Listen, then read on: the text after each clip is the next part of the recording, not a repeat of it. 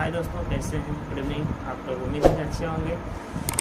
चलिए तो आज स्टार्ट करते हैं। आज का जो टॉपिक होगा वो बहुत इंपॉर्टेंट टॉपिक होगा और इसको आप लोग बहुत ध्यान से देखिएगा और बहुत ध्यान से समझिए, क्योंकि ये बहुत इंपॉर्टेंट टॉपिक है आज का। ठीक है ना? तो आज का जो टॉपिक है उसका नाम क्या है? श्वसन तंत्र। शायद आप लोग जानते हैं श्वसन तंत्र के आज का जो सिस्टम होगा उसके बारे में जानेंगे, किस प्रकार हमारे शरीर में श्वसन का कार्य होता है उसके बारे में आज विस्तार से जानते हैं। ठीक है, तो आइए स्टार्ट करते हैं श्वसन के बारे में और श्वसन के बारे में जानेंगे। ठीक है, तो श्वसन के बारे में स्टार्ट करते हैं।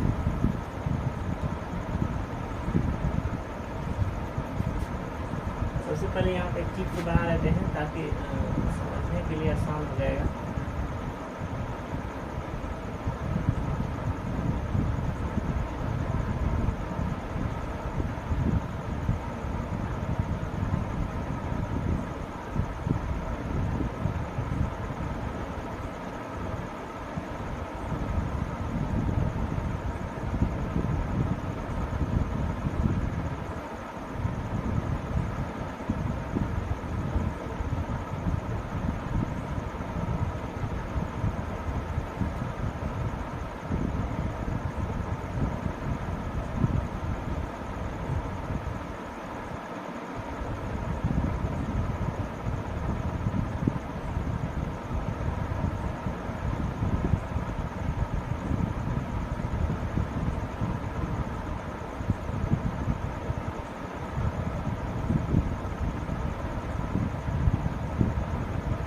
ठीक है ना?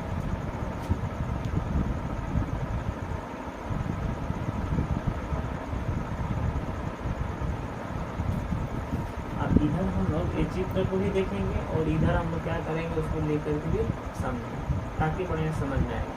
सबसे पहले जानते हैं श्वसन अंग। ठीक है ना?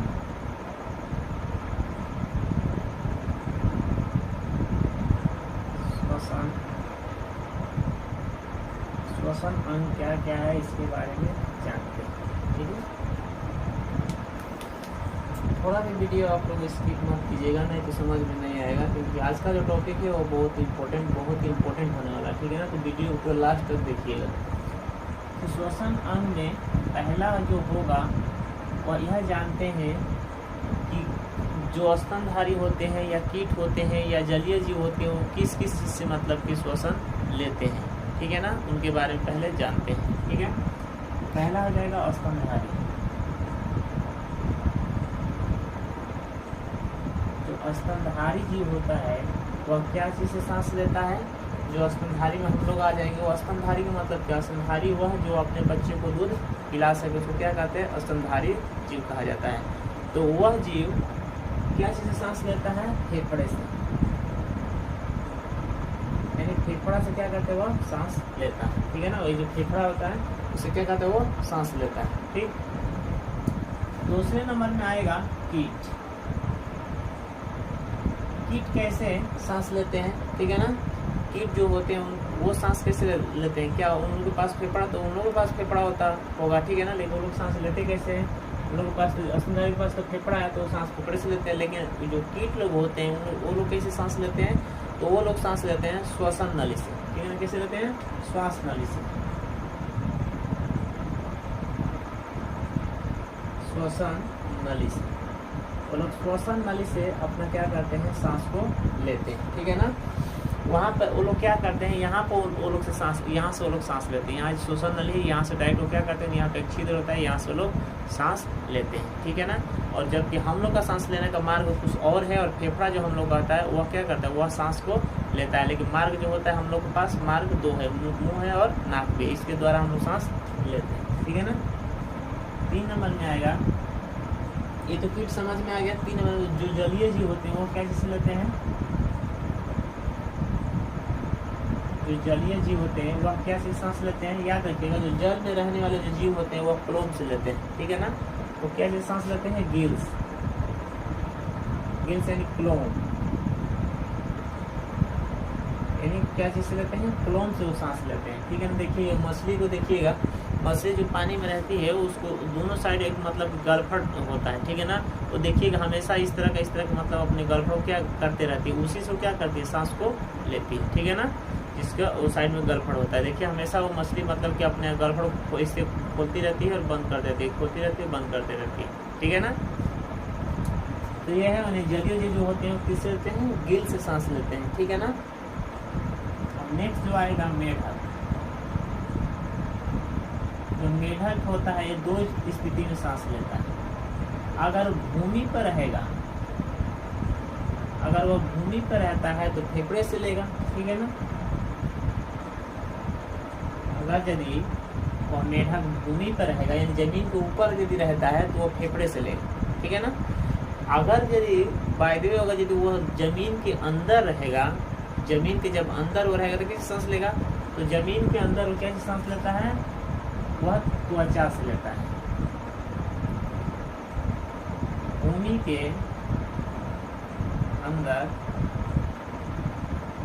त्वचा से सांस लेता है। आप देखिए भूमि के ऊपर रहता है तब तो कोई टेंशन ही नहीं है, क्योंकि भूमि के ऊपर में उसको पूरा जितना चाहिए उतना उसको क्या ऑक्सीजन मिलता है। लेकिन जब वही जमीन के अंदर वो प्रवेश कर जाता है, जमीन के अंदर जब रहने लगता है तो क्या होता है, अब वहाँ पे ऑक्सीजन की कमी हो जाती है और वहाँ पे सांस लेने में उसको दिक्कत होने लगता है। तो इसीलिए क्या होता है कि उसका जितना त्वचा है यहाँ से लेकर के पूरा पैर तक जितना शरीर का त्वचा है वो सब क्या करता है, श्वास लेने में लग जाता है कि थोड़ा थोड़ा मतलब कि हर जगह से सांस लेंगे हम, ऑक्सीजन को लेंगे तो इसको हम क्या कर दे सके और इसको जीवित रख सके। तो इसीलिए पूरा नीचे से ले करके पूरा ऊपर तक जितने उसके त्वचा होते हैं सब क्या करते हैं, ऑक्सीजन को लेने में कार्य करने लगते हैं। जबकि भूमि के ऊपर जब रहता है तो उसमें सिर्फ ये सब कार्य करने की आवश्यकता नहीं पड़ती है, त्वचा काम नहीं करता है, सिर्फ क्या करता है, फेफड़े सांस लेते हैं और उतना ही लेने से क्या हो जाता है, उनका पूरा भरपूर जितना श्वास चाहिए उतना उनको मिलता है। जबकि तो जमीन के अंदर रहते हैं तो सांस की बहुत कमी होती है, इसीलिए त्वचा से लेते हैं ताकि पूरा ज़्यादा हमको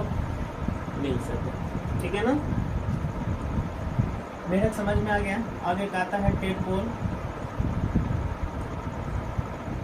टेडपोल आप लोग जानते हैं मेढक का ही जो छोटा रूप होता है, पहले वाला जो पानी में जन्म होता है, एक क्या जिससे सांस लेते हैं, फ्लोम से लेते हैं। फ्लो मीन्स गिल्स, ठीक है ना, इंग्लिश में कहते हैं गिल्स। अब समझिएगा कहीं मान लीजिए कि एक पात्र है, ठीक है ना, इस पात्र में हम क्या करें, पानी को स्टोरेज कर दिए। पानी जैसे कुछ दिन स्टोरेज हो जाता है तो उसमें देखिएगा ये जो टेडपोल आ जाते हैं। टेडपोल कैसे आते हैं, इस आकार के कुछ रहते हैं, टेडपोल इस आकार के कुछ रहेंगे, ठीक है ना। टेडपोल कुछ इस आकार के रहेंगे और वह कैसे आगे की तरफ इस तरह के चलते रहेंगे, इस तरह क्या करेंगे, वो चलते रहेंगे। तो वही क्या होते हैं, वो टेडपोल होते हैं। तो उस समय उनके पास क्या, वो फेफड़े होता नहीं कि वो जल में रहते हैं और जल में जब रहेंगे तो फ्लोम से ही सांस लेंगे, उनके पास गिल्स ही होता है और बाकी उनके पास तो फेफड़ा होगा नहीं। तो जब जैसे वो टेडपोल से मतलब बड़े हो जाते हैं तो भूमि पर आने लगते हैं और जब भूमि पर आएंगे तो दो तरह से श्वसन करने लगते हैं। लेकिन जब तक वो टेडपोल क्या होता है, वो अंड से निकल कर जैसे वो मतलब पानी में विकसित होता है, ठीक है ना, इनका क्या निषेचन पानी में ही होता है और जल ही ऐसा है जो इनके निषेचन करने में पूरा मदद करता है, ठीक है ना।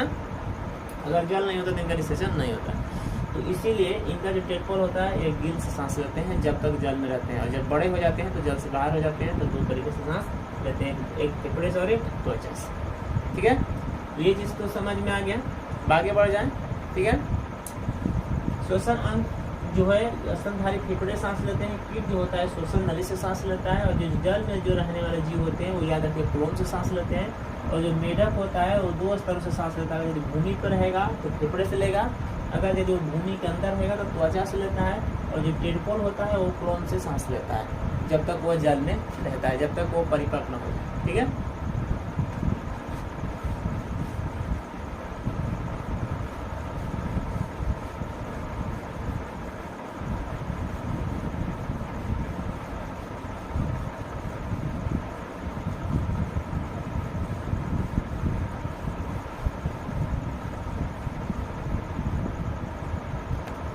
अब ये समझते हैं कि जो स्वच्छ श्वसन होता है वो कितने प्रकार के होते हैं, ठीक है ना। ये तो अंग समझ गए। अब ये समझते हैं कि जो स्वच्छ श्वसन होता है वो कितने प्रकार के होते हैं।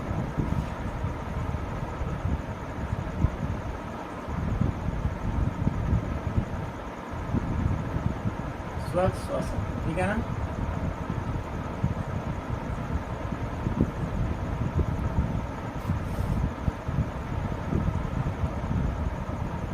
स्वच्छ शोषण, ठीक है ना। ये कितने प्रकार के होते हैं? 2 प्रकार के होते हैं। देखिए कौन कौन होते हैं। एक होता है निश्वसन, ठीक है ना, एक होता है निश्वसन,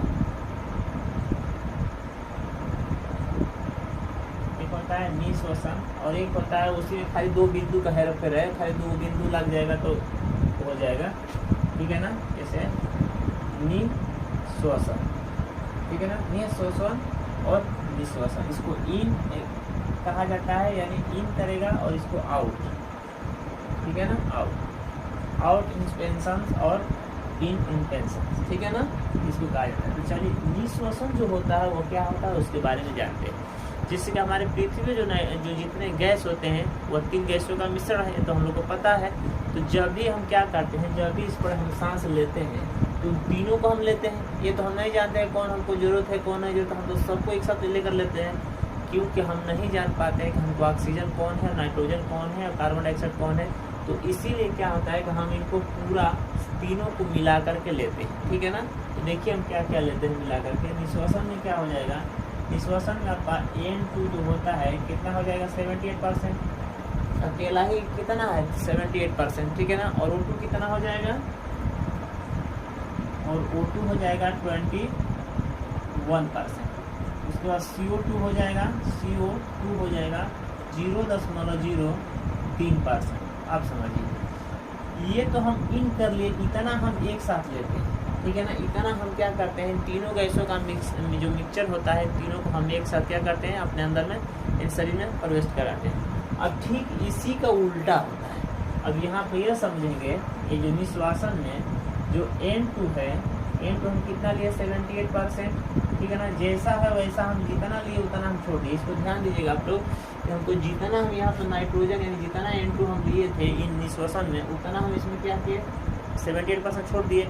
अब ठीक यहाँ पर जो O2 है, O2 हम जितना लिए उतना कितना छोड़ेंगे, यानी 17%। कितना छोड़े हम, O2 हम कितना लिए थे 21%, लेकिन छोड़े कितना थे 17%। अब CO2 जो है, CO2 है कितना हम लिए थे 0.03%, लेकिन छोड़े कितना है 4%। अब यही खेल है और इसी को समझना है कि जो 4% है वो आखिर गया कहाँ, वही 4% के बारे में हमको जानना है। यहाँ पर खेल देखिए, यहाँ पर 4% का ना हुआ, 21% तो हम लिए थे, लेकिन इसमें छोड़े कितना 17%, कितना बचा है 4% है। और 4% के बारे में क्या करना है, जानना है। और वो 4% कहाँ है, किस जगह कार्य करता है, इसके बारे में हमको जानना है, ठीक है ना। तो ये चीज़ पता चल गया कि हम नाइट्रोजन कितना लिए 78, तो कितना छोड़ दिए 78, O2 कितना लिए 21, छोड़े कितना 17, और CO2 कितना लिए 0.03, लेकिन छोड़े कितना 4%। अब देखिए बाकी जो खेला है सब ये 4% का खेला है, इसी 4% के बारे में हम लोग क्या करना है, जानना है, ठीक है ना। अब ये 4% कहाँ कहाँ काम करता है इसी के बारे में विस्तार से जानना होगा। आई होप कि ये चीज़ तो समझ में आ गया है। अब आगे बढ़ जाए।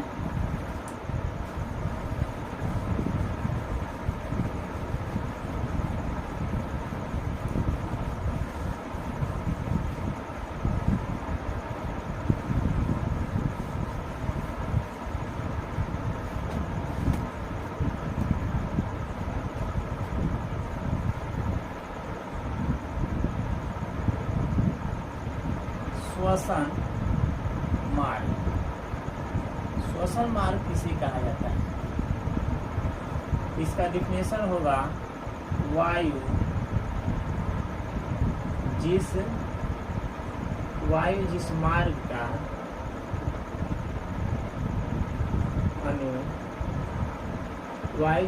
का अनुसरण करती है उसे श्वसन मार्ग कहा जाता है, ठीक है ना। श्वसन मार्ग किसे कहा जाता है, ठीक है ना।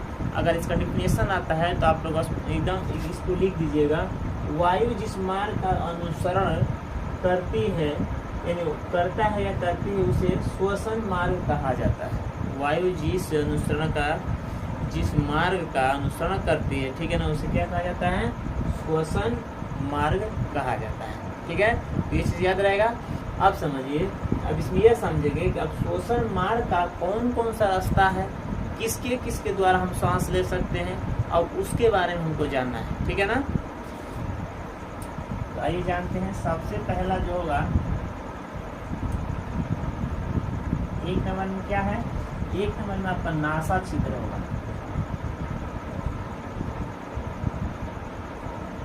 क्या हो जाएगा? नासा छिद्र। अब समझिए नासा छिद्र क्या होता है। नासा छिद्र यह होता है कि जो हमारे शरीर में दो, यहाँ पे एक नाक होता है, नाक में दो क्या छिद्र होते हैं। इन दोनों छिद्रों में क्या होता है? दोनों छिद्रों में कुछ छोटे छोटे बाल होते हैं। ठीक है ना, इनमें दो छिद्र होते हैं, इनमें कुछ क्या होता है? छोटे छोटे बाल होते हैं जो हमारे काम आते हैं। ठीक है ना, कभी जब भी हम जो जितने मतलब कि जो छोटे कण होते हैं या धूल कण जो आते हैं हमारे हवा के साथ यानी ऑक्सीजन के साथ जो मिले हुए आते हैं, उसमें हम लोग जो लेते हैं उसको क्या करता है? वहीं पर रोक देता है। ये जो बाल जो होता है काला काला देखिएगा नाक में दिखाई देता है, उस बाल को क्या करता है? वो बाल जो कण जो आते हैं उसे क्या करता है? वहीं पे रोक देता है। तो नासा छिद्र का जो काम है उसको क्या करना? हवा को लेना, तो नाकों द्वारा क्या ग्रहण करना हवा को, और ग्रहण करने के समय जो उसमें अशुद्ध कण यानी जो कण उसमें आते हैं छोटे छोटे, उनको क्या करना? वहीं पे रोक देना। ठीक है ना, जैसे यहाँ पर हम क्या कि यहाँ से हम लेना सांस प्रारंभ किए, तो यहाँ पर जो भी क्या हो जाएगा? जो भी सांस लेते समय जो मतलब अशुद्ध पदार्थ उसमें आते हैं, जो कण आते हैं, उसको क्या करता है? बाल वहीं पे रोक लेता है। अब रोकने के बाद देखिए क्या होता है। रोकने के बाद उसमें एक आता है नासा का पार्ट, एक नासा का पार्ट होता है। तो ठीक यहाँ पर ये जो नासा छिद्र जो होता है, नासा छिद्र के तुरंत यहाँ पर एक नासा का पार्ट होता है। यहाँ पर देखिएगा, ये बहुत नरम हड्डी का, काष्ठीय हड्डी का मतलब बना होता है, काटिए हड्डी का, ये बहुत नरम होता है। ठीक है ना, और इसमें बहुत जल्दी विभाजन भी हो जाता है। ठीक है ना, कभी कभी देखिए गलती से क्या होता है, जो कभी कभी आपस में छोटा छोटा जो लड़का होता है सबका करता है, लड़ाई करता है, और जो कभी गलती से उसे यहाँ पर मार दिया, मार देने के बाद क्या हो जाएगा? वो फट जाता है, और फट जाने के बाद क्या? ब्लड आना प्रारंभ हो जाता है। माने उसका काम क्या है? ब्लड को रोक करके रखना। उसका काम क्या है? ब्लड को रोक करके रखना। और अगर यदि वो गलती से फट जाता है तो ब्लड क्या होता है? ब्लड आना प्रारंभ हो जाता है, और ठीक कुछ ही देर बाद उसमें क्या होता है? वो विभाजन यानी उसमें क्या परिवर्तन यानी विभाजन हो जाता है, और वो क्या होता है? ब्लड को फिर रोक लेता है। तो उसमें भी बहुत तेजी से क्या होता है? विभाजन होता है। ठीक है ना, अब देखिए जो नासा का पार्ट है, नासा जब यहाँ से हवा यानी वायु जब यहाँ से पास करेगा, तो पास करने के बाद देखिएगा यहाँ पर जाने के बाद जब नासा का पार्ट पर जाएगा तो यहाँ में म्यूकस एक पाया जाता है। म्यूकस का वो बना हुआ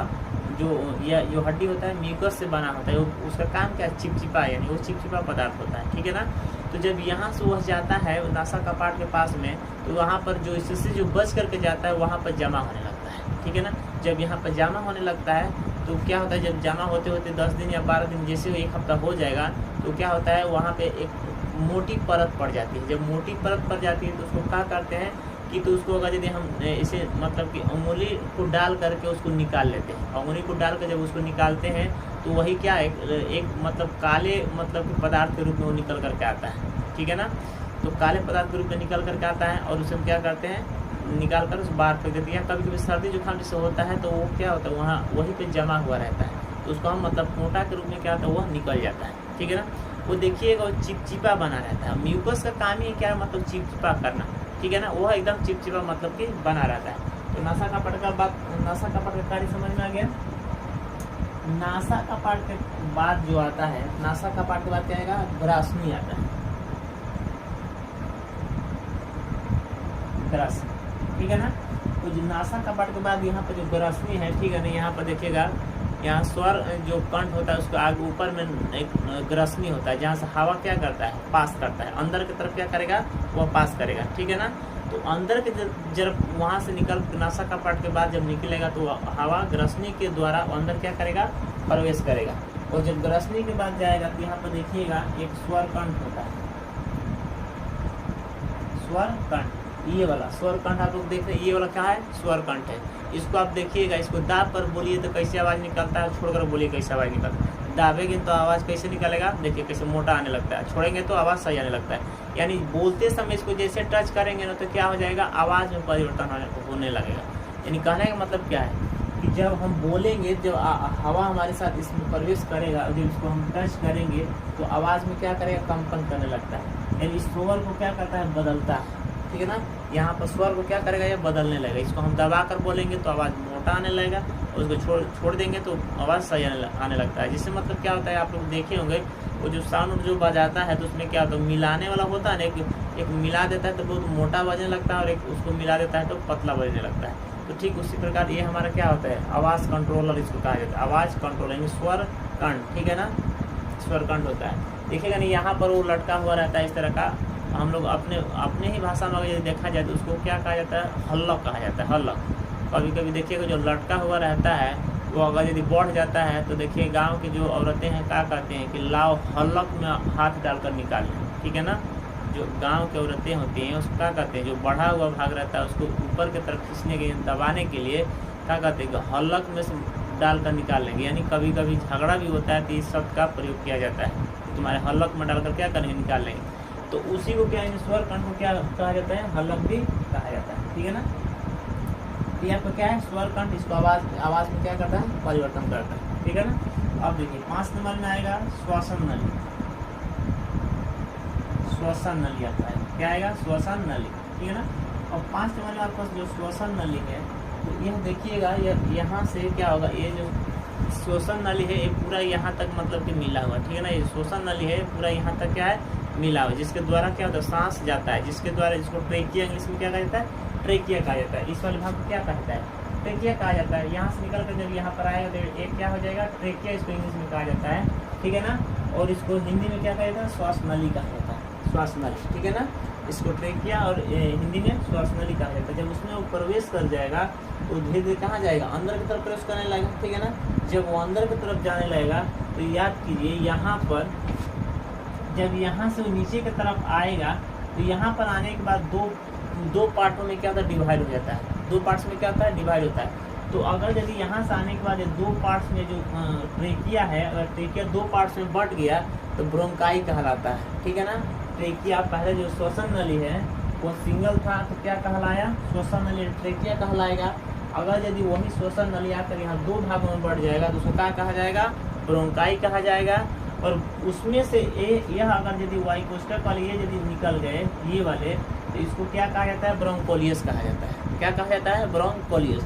यहाँ पर लिख देते हैं, श्वसन नली के बाद जो 6 नंबर में आएगा वो ब्रोंकाई कहलाएगा, ब्रोंकाई। 7 नंबर में ब्रोंकोलियस कहलाएगा।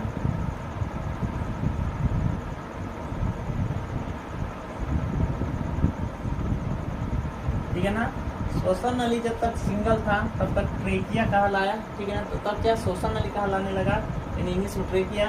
और जैसे ही आगे बढ़ा ये 2 पार्ट्स में डिवाइड हो गया उसको ब्रोंकाई कहने लगे। ठीक है ना, और ब्रोंकाई में से जो डिवाइड हुआ उसको क्या कहने लगे, ब्रोंकोलियस कहने लगे। इसको हम क्या कहते हैं, ब्रोंकोलियस कहते हैं। ठीक है ना, अब ब्रोंकोलियस में क्या होता है, ब्रोंकोलियस में एक पाया जाता है वायु कोष्ठक। ठीक है ना, ब्रोंकोलियस जो ब्रोंकोलियस होता है उसमें क्या पाया जाता है, वायु कोष्ठक।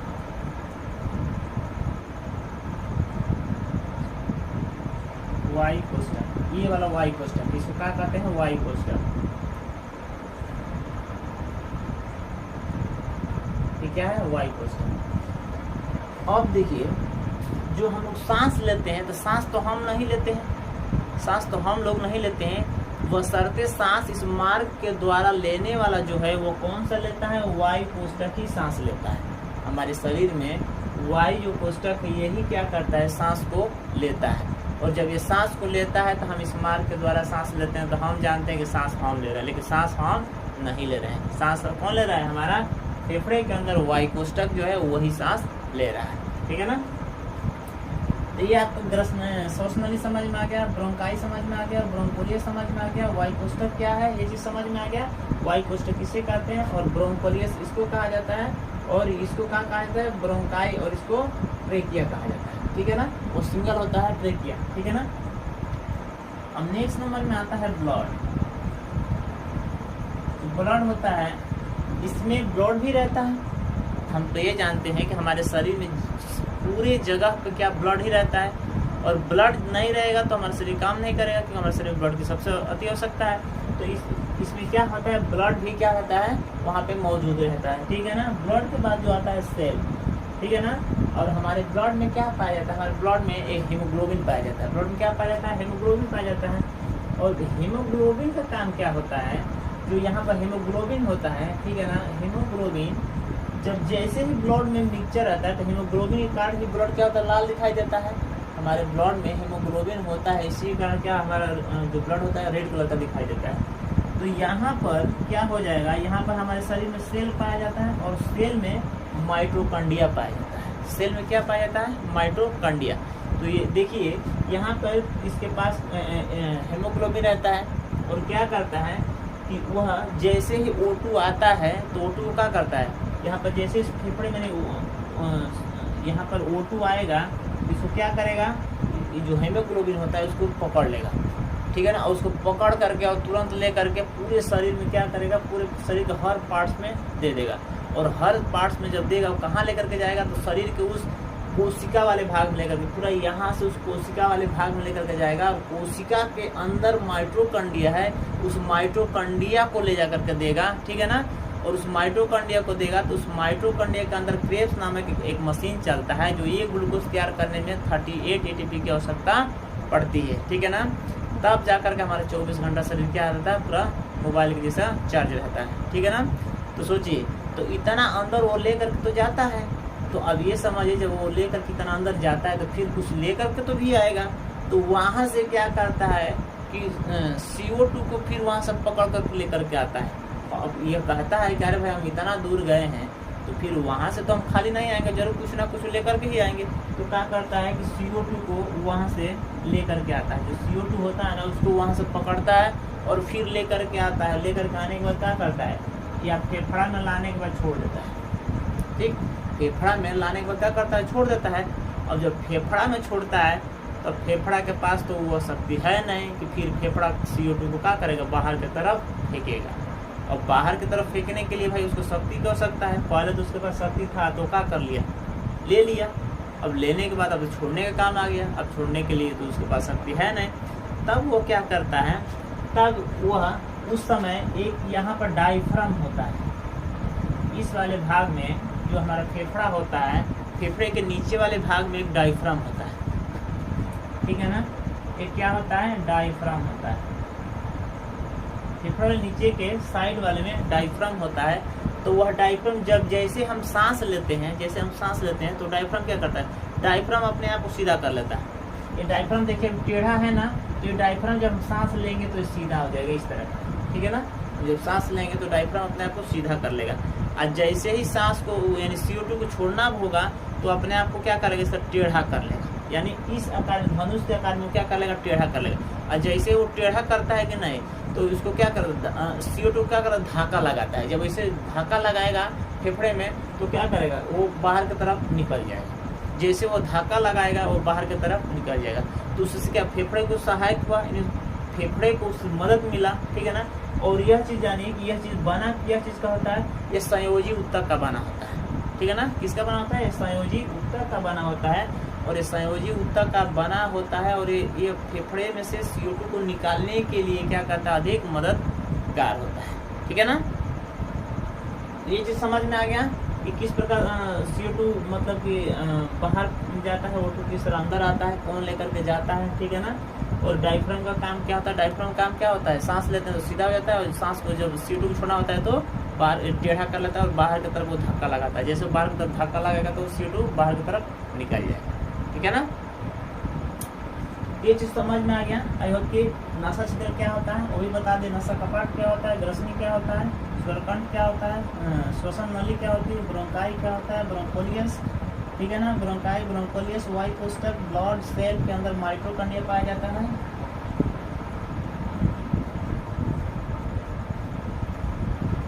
माइटोकॉन्ड्रिया पाया जाता है, याद रखिए सेल के अंदर क्या पाया जाता है, माइटोकॉन्ड्रिया पाया जाता है।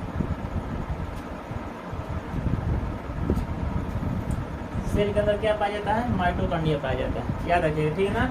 ये चीज़ यहाँ तक आप लोग समझ में आ गया। आई होप कि यह चीज़ आप लोग को समझ में आ गया। कौन प्रकार का कौन दिक्कत होगा है आप लोग को, अगर यदि दिक्कत नहीं है तो आगे बढ़ा जाए, ठीक है ना। ये चीज़ आज हम लोग पढ़ लिए, इसके बारे में जान गए, ठीक है ना। डायफ्राम का भी काम जान गए। अब इसके बाद जो आगे वाला इसमें बनता है वो अब उसके बारे में जानेंगे, ठीक है ना।